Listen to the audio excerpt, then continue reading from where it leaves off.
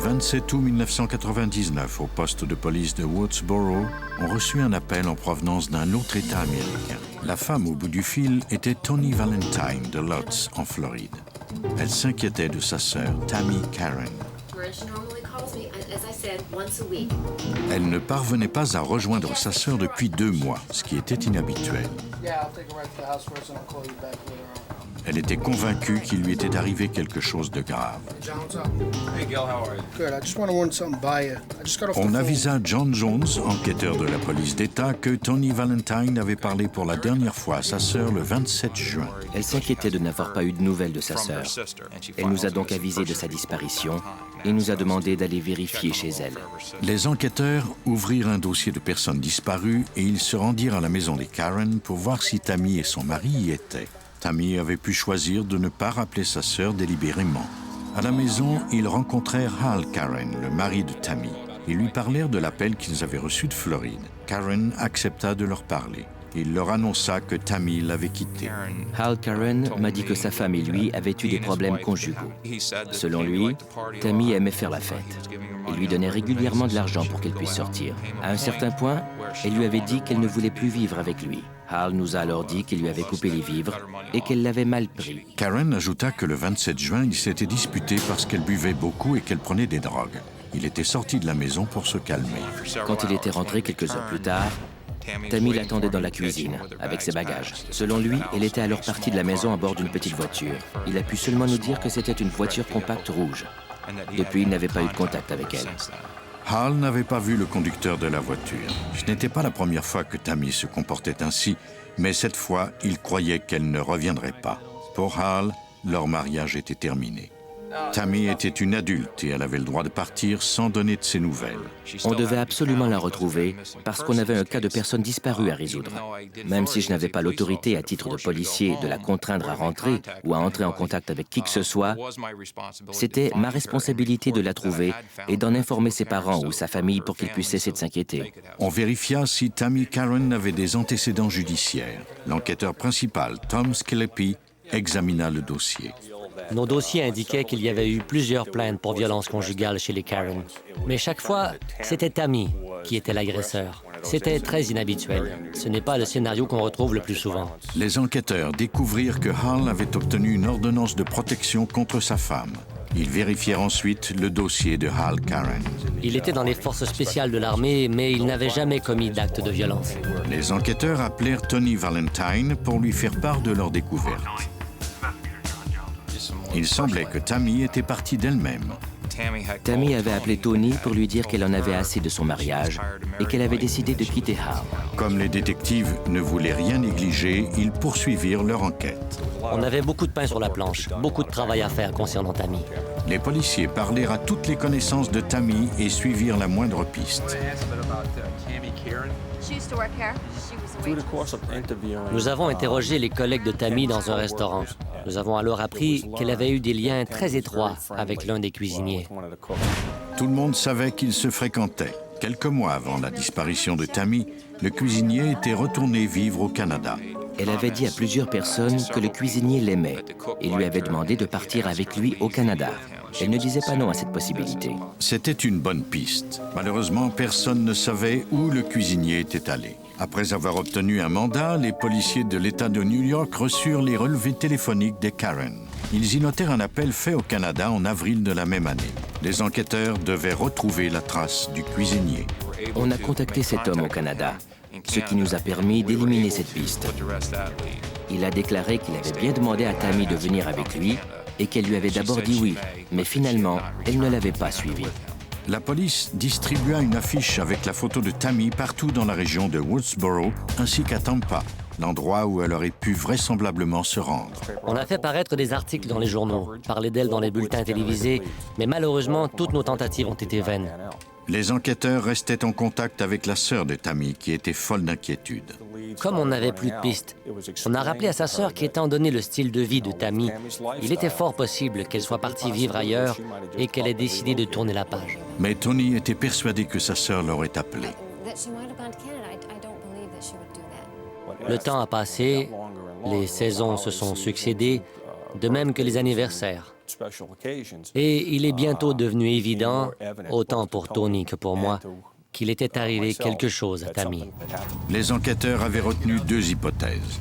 Soit Tammy avait sombré dans l'enfer de la drogue, soit, encore pire, elle n'était plus en vie. Puis, le 25 mars 2002, un homme qui conduisait un véhicule tout-terrain dans un secteur densément boisé près de Woodsboro aperçut une poubelle. Elle était enveloppée dans du plastique, mais quelque chose en sortait. Il s'agissait d'ossements. L'homme alla signaler sa découverte à la police. Les policiers de l'État de New York répondirent à l'appel et restreignirent l'accès au lieu. Ils firent ensuite appel à l'unité d'identification judiciaire de la police d'État. Le responsable de l'unité était l'enquêteur Miles Anthony. Nos policiers se sont rendus au pied d'un gros escarpement du côté ouest de l'autoroute. On y a trouvé une poubelle couchée sur le côté, qui semblait se trouver là depuis un bon moment. On l'avait recouverte d'un sac à ordures noir, retenu par un cordon vert. Le nœud qu'on avait fait pour retenir le sac était très particulier. Il était constitué de plusieurs nœuds de resserrement. Pas du tout le genre de nœud qu'on voit souvent. Des animaux avaient déchiré le sac et éparpillé son contenu. Sur les lieux, on a trouvé des vêtements déchiquetés, de même qu'une bague de fiançailles. Il y avait aussi une chaîne en or d'une 50aine de centimètres avec son pendentif et une montre. C'étaient des bijoux de femme. La poubelle et son contenu, de même que la corde nouée, furent envoyés au laboratoire judiciaire d'Albany. Là, des experts tentèrent de trouver des cellules d'ADN dans les ossements afin de le comparer au code génétique de membres de la famille de Tammy Karen. Voici Julie Pizzichetti, l'assistante du directeur du service des sciences biologiques. Quand on ne dispose que d'ossements de la victime, cela signifie que son ADN s'est beaucoup détérioré. Mais on peut creuser des trous dans les os et les dents et y prélever la moelle où se trouvent encore des cellules. On a donc pratiqué des trous dans les os et les dents, prélevé une certaine quantité de moelle qu'on a mise dans une éprouvette et à laquelle on a ajouté des produits chimiques pour extraire les cellules d'ADN. Après plusieurs tentatives, les experts obtinrent assez de moelle pour générer un code génétique. Dans ce cas en particulier, on devait établir des liens entre le code génétique des membres d'une même famille et celui qu'on avait obtenu à partir des ossements. Ils constatèrent qu'il y avait des concordances. On a découvert qu'il y avait 25 520 plus de chances que ces personnes soient de la même famille que le contraire. Pour les enquêteurs, il n'y avait aucun doute sur le fait qu'on avait jeté les dépouilles de Tammy Karen au bas de cet escarpement. Mais qui avait jeté le corps à cet endroit? L'expert en criminalistique Miles Anthony se concentra sur la corde vert-olive qui retenait le sac à ordures autour de la poubelle. Cette corde semblait du type que l'on utilise dans l'armée. Il pouvait s'agir de la corde d'un parachute. Le nœud piqua la curiosité de l'expert. Ce nœud semblait unique. C'est pourquoi je l'ai laissé tel quel. L'enquêteur Jackie Tamburello de la police d'État de New York envoya des photos du bout de corde noué à l'armée américaine. Un officier de West Point a tout de suite reconnu ce nœud.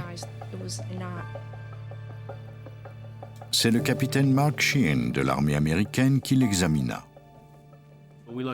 En le regardant, la première chose qui nous a frappé, c'était qu'il s'agissait de la corde 550. Cela nous indiquait évidemment qu'il y avait là un lien avec l'armée. Ensuite, on a regardé comment le nœud était fait. Cela semblait être un nœud de chaise. Cela indiquait que le meurtrier avait du métier. Un des bouts était brûlé. De plus, il y avait une série de plusieurs nœuds qui resserraient la corde en place. À mon avis, ce n'est pas le genre de nœud qu'un soldat ordinaire fait. À l'évidence, la personne qui avait fait ce nœud avait reçu un entraînement militaire poussé. Pour moi, elle devait faire partie du service des opérations spéciales, où elle en avait déjà fait partie. Le mari de la victime, Hal Karen, avait fait partie des forces spéciales. Les enquêteurs trouvèrent le fabricant de la corde et apprirent qu'elle était seulement envoyée à un nombre limité de bases militaires, et ce, à des moments particuliers. L'enquêteur Tom Skillepi demanda à son équipe de vérifier si les dossiers d'assignation de Hal Karen coïncidaient avec les périodes de livraison de la corde. Comme par hasard, Hal Karen était assigné à l'une de ses bases au moment de la livraison, et il avait alors eu accès à cette corde.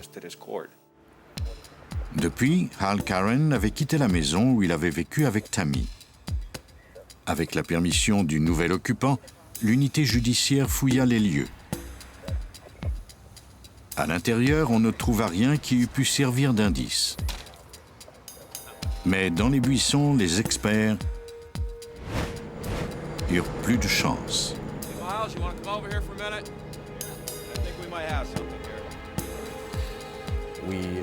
On a trouvé un bout de corde de parachute derrière un des coins de la maison où étaient rangées les poubelles. La corde semblait identique à celle trouvée sur la poubelle. Les experts apportèrent cette corde ainsi que celle trouvée avec le corps au Centre de développement et de recherche de l'armée à Natick, au Massachusetts. L'expert en chef a examiné les deux échantillons. Il a constaté qu'ils étaient tous deux également décolorés. Ils étaient constitués de 4 torons, soit 2 jaunes, un vert et un blanc. Il a également fait remarquer que les 2 cordes avaient un bout brûlé par une flamme. La torsion des 2 cordes était semblable et les brûlures se ressemblaient aussi. Il était donc possible qu'elles aient pu, à un moment donné, n'être qu'un seul bout de corde, même si l'expert n'en était pas sûr. Maintenant, les enquêteurs espéraient que les indices trouvés sur la poubelle pourraient les aider à identifier le meurtrier. L'expert judiciaire Miles Anthony ne parvint pas à trouver d'empreinte digitale sur la poubelle, mais il remarqua quelque chose qui avait peut-être échappé au meurtrier. Il y avait un ruban adhésif de couleur sur le côté de la poubelle, sur lequel on pouvait lire le nom de l'entreprise sanitaire qui ramassait les ordures. Or, celui qui avait collé ce ruban adhésif sur la poubelle avait peut-être laissé son empreinte digitale sur la partie adhésive en le collant. On trouva effectivement une empreinte digitale sur l'adhésif. La police obtint les empreintes digitales de Hal Karen qui figuraient dans son dossier de l'armée. Maintenant, on allait découvrir si les empreintes du mari de Tammy étaient identiques à celles trouvées sur la poubelle qui avait contenu les ossements de la jeune femme. Si tel était le cas, les enquêteurs seraient sur le point de mettre la main au collet du meurtrier. L'expert judiciaire Miles Anthony compara l'empreinte à celle de Hal Karen, le mari de Tammy. J'ai comparé les deux et constaté que l'empreinte suspecte était identique à l'une des empreintes faites à l'encre. C'était une identification parfaite. Ce ne pouvait être que l'empreinte d'Hal Karen.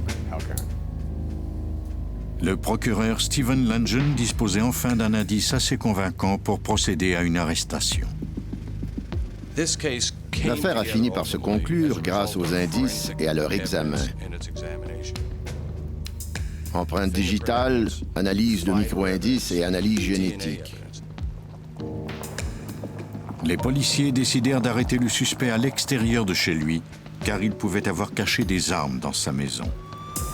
Cet homme savait comment tuer et l'on voulait éviter tout danger.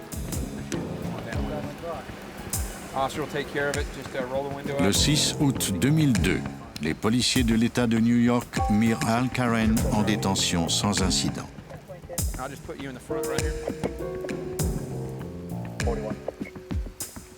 Au quartier général de la troupe F, les enquêteurs John Jones et Jackie Tamburello interrogèrent Karen.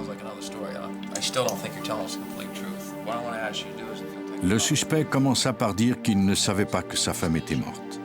Mais quand on lui montra le lien entre lui et le cadavre, il modifia sa version des faits.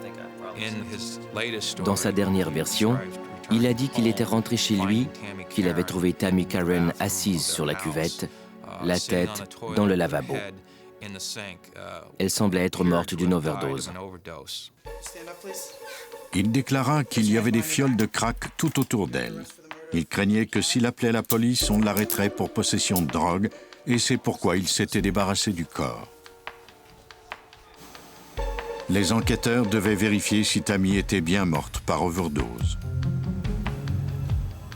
Des experts du centre judiciaire signalèrent avoir trouvé des traces d'écholine, un sous-produit de la cocaïne.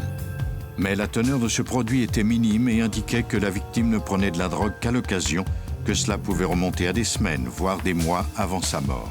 Il n'était donc pas question d'overdose. Les enquêteurs croient que le 27 juin 1999, le couple s'est disputé comme Hal Karen l'a déclaré au début. Mais au cours de cette dispute, il a attaqué sa femme et l'a sans doute étranglée. Il savait qu'il devait se débarrasser du corps. Il l'a mis dans une poubelle municipale qu'il a maintenue fermée à l'aide de sacs à ordures et de cordes de parachute. Il a emmené le corps à un escarpement à 3 km de chez lui, où il s'en est débarrassé. Hal Karen a été jugé coupable de meurtre au second degré et condamné à une peine minimale de 25 ans.